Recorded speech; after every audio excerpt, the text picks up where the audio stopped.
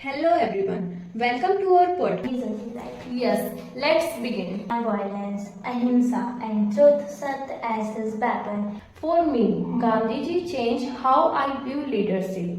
It's not about power, but it's about service. It's as about living what you believe, even when it's hard. Same here. His idea of be the change you wish to see in the world really hit me. Even small actions matters.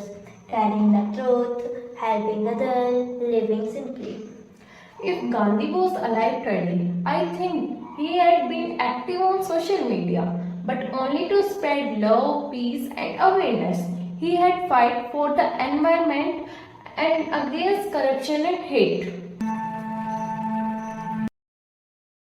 Than ever. That brings us to end of our podcast. Thank you so much for listening. We hope you found this podcast inspiring and thoughtful. Thank you and goodbye.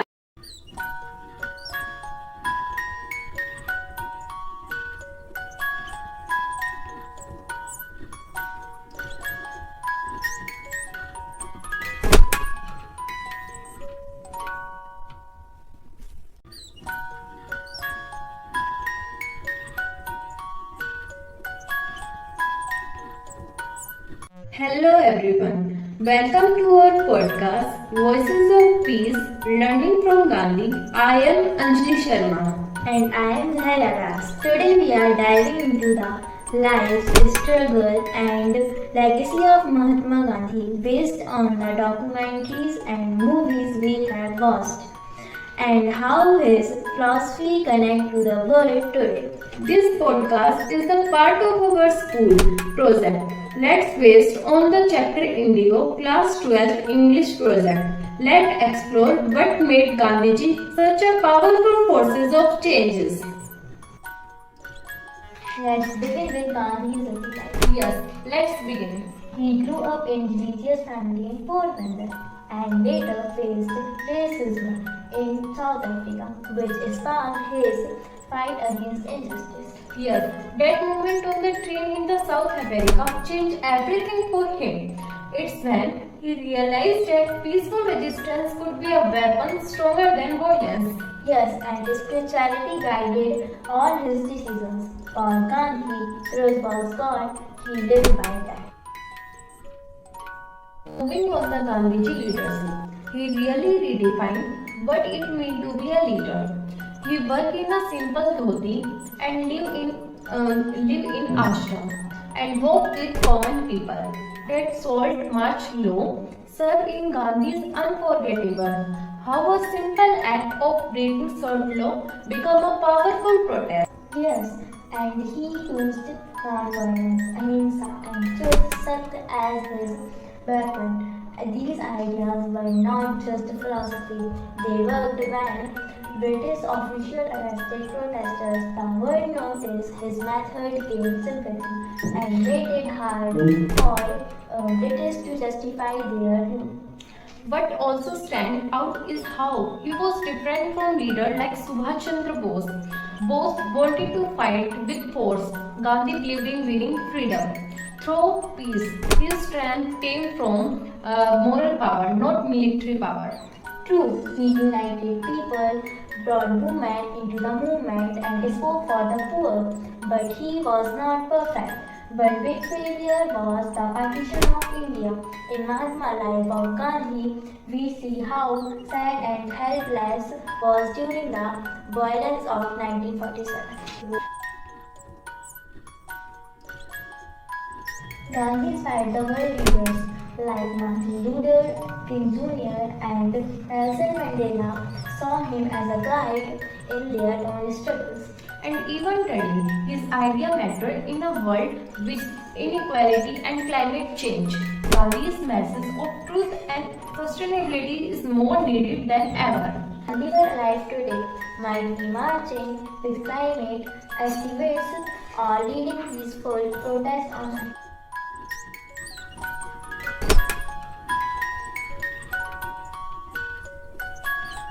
But Gandhi was not perfect. Some say he was slow and too passive. Others question his view on caste and gender.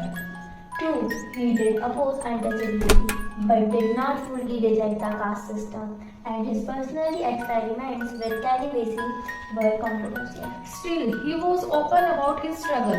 He did not claim to be a saint, just a seeker of truth. For me, Gandhiji changed how I view leadership. It's not about power, but it's about service. It's as about living what you believe, even when it's hard. Same here, his idea of the change you wish to see in the world really hit me. Even small actions matter, telling the truth, helping others, living simply. Gandhi were arrived today. I think he had been active on social media, but only to spread love, peace, and awareness. He had fight for the environment and against corruption and hate. Compared to other leaders like Churchill or Stalin, Gandhi stood out for his humility and moral courage. He never wanted power, he just wanted people to be free and kind to each other. And unlike violent revolution, Gandhi's pathway unique. He proved that you can also win a fight without fighting. Even today, peaceful protests around the world follow his example. In the digital age, Gandhi's tools would evolve, but his message would not change. He had still say, live simply, love deeply, and fight for justice without hate.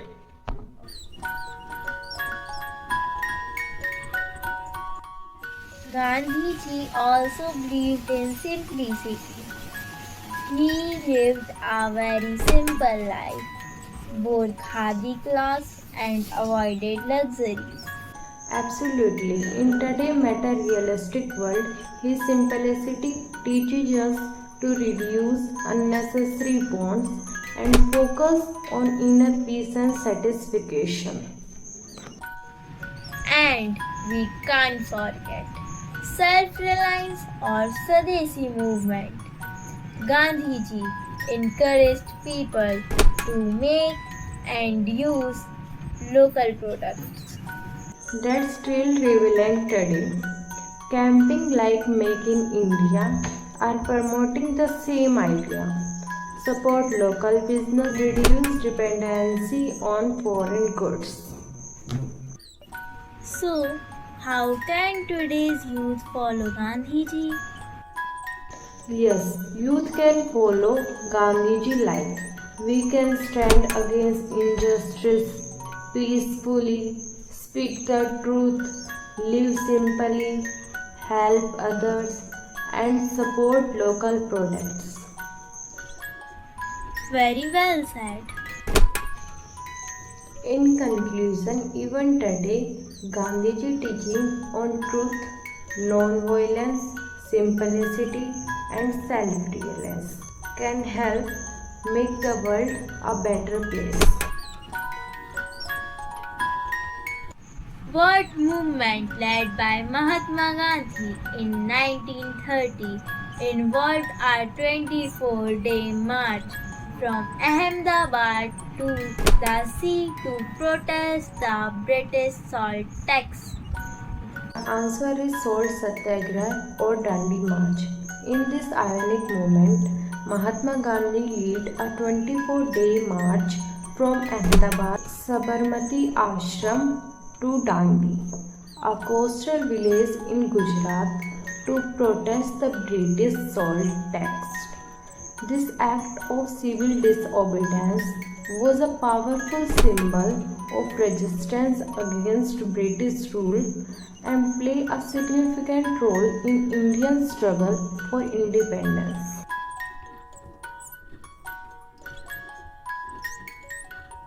What was the name of movement launched by Mahatma Gandhi in 1942, demanding an immediate end to British rule in India? The answer is the Quit India movement, launched on August 8, 1942 during the World War II. The Quit India movement was a mass civil disobedience movement that demanded an immediate end to British rule in India. Gandhi's call for do or die resonated with millions of Indians, making it a pivotal movement in India's struggle for independence.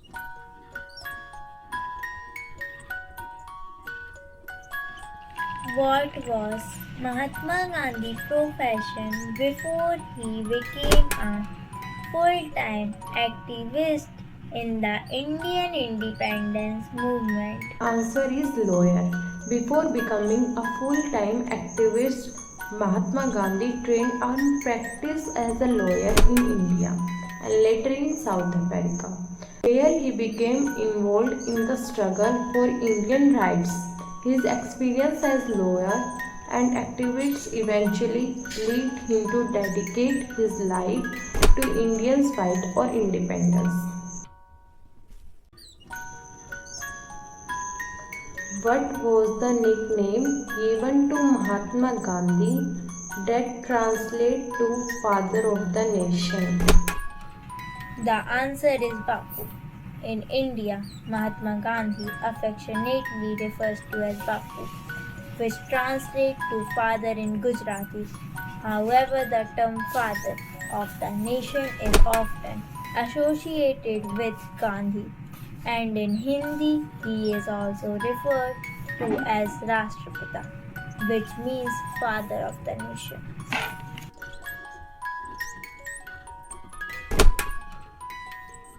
That brings us to end of our podcast. Thank you so much for listening. We hope you found this podcast inspiring and thoughtful. Thank you and goodbye.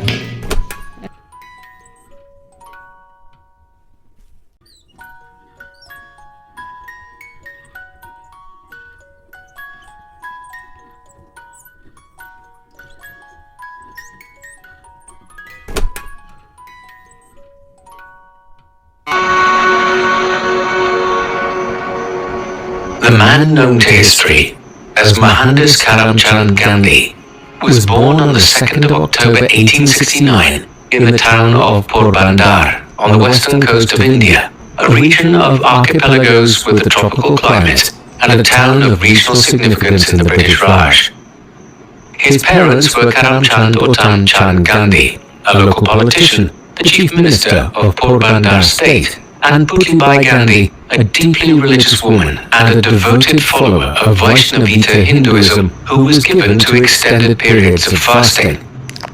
Gandhi grew up in a devout household, although despite this, his family demonstrated great liberality, his father welcoming Jains, Muslims and Hindus of different denominations into their home, with Gandhi himself later professing that he had no fixed faith during his childhood. Indeed, Gandhi revered his mother's saint-like religious devotion and would himself later in life draw great inspiration from her example. Karamchand and Putlibai had 4 children during their marriage: Lakshmidas, Rania Behan, Karsandas and Mohandas. His mother described Mohandas as a restless child, prone to playing and exploring, and he wrote later that he suffered from a great fear of the dark as a child, as well as a paranoia of thieves, ghosts and snakes. At the age of 9, Gandhi started school in Rajkot near his home, where he studied arithmetic, geography and history, and when aged 11, Gandhi started high school in Rajkot and was considered to be an average student who didn't join in games, preferring to read and study.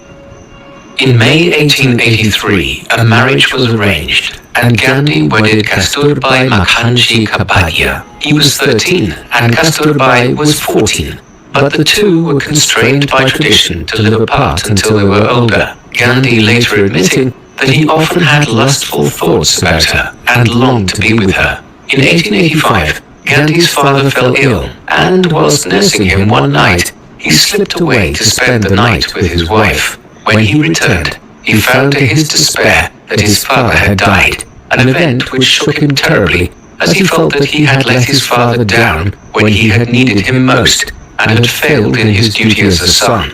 This would be one of the events that would change Gandhi's outlook on life, and afterwards, he became more dutiful and responsible to his family, as well as those around him. He would go on to have 5 children with Kasturbai, but the first died a few days after birth, again leaving the couple distraught. They went on to have 4 more children, all of them boys: Harilal, Manilal, Ramdas and Devadas. In 1888, he started studying